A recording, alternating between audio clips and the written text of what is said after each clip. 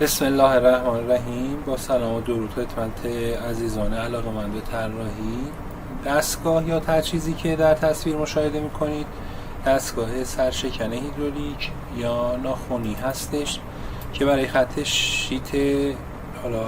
0 تا 4 میل یا 0 تا 6 میل کاربرد داره. عمل کرده اون به این صورته که زمانی که میخوان سر رول ورق رو از دستگاه رول بازکن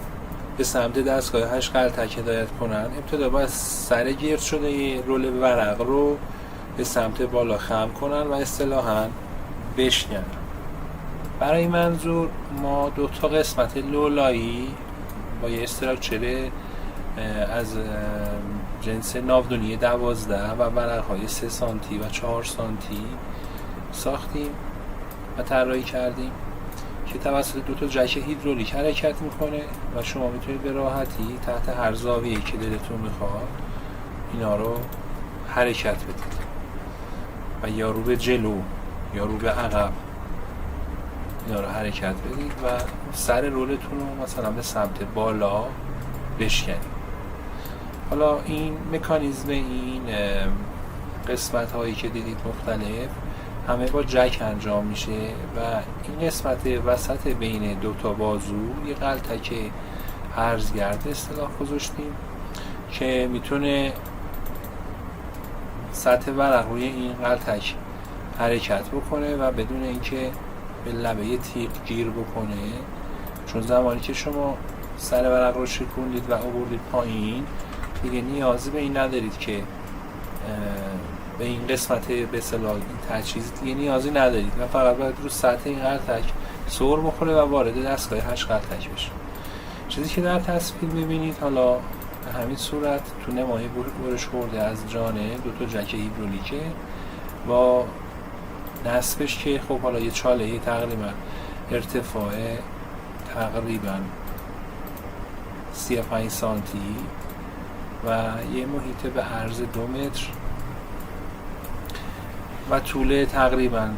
1.5 متر فضا نیاز داره و وزن این سازه حدوداً 900 کیلوگرمه و فشاری که این جک ها ایجاد میکنه با 70 بار فشار تقریبا معادل 10 تن نیرو هستش. قطر سیلندر این جک ها 140 میلیمتر هست. قطر شفت لولاها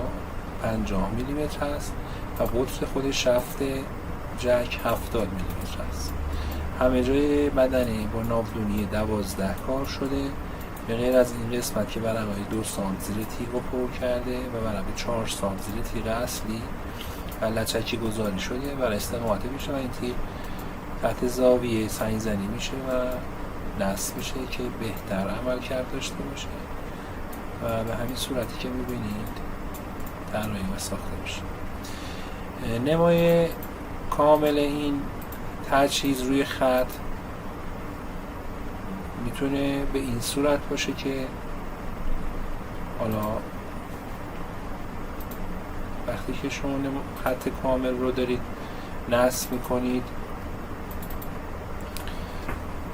رول از رول باز کن دستگاه 8 غلطک که خود 8 غلطک خودش ورودی خروجی و دستگاه رول کش رو داره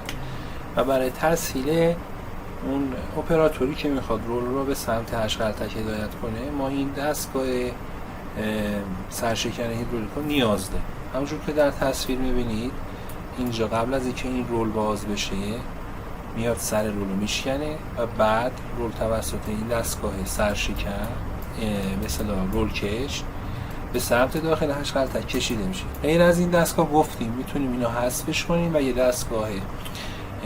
لیف زن روی سطح رول بذاریم و با غلطک لاستیکی رول رو به سمت دستگاه 8 غلطک هدایت کنیم. تجهیز ورودی میتونه حذف بشه یا حتی کوتاه‌تر بشه مثل تجهیز خروجی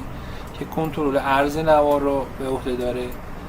و یا کلا حذف بشه از خروجی فقط استفاده بشه و این مجموعه‌ای که اینجا یه فضای تقریبا 1.5 متری رو گرفته این جک میره زیر دستگاه نصب میشه و یه فضای کوچیک‌تری رو اشغال میکنه. این هم گیوتین و خط کامل شیت با یه رول گیره 15 تن یا حالا 25 تن کامل توی این نماه میبینید.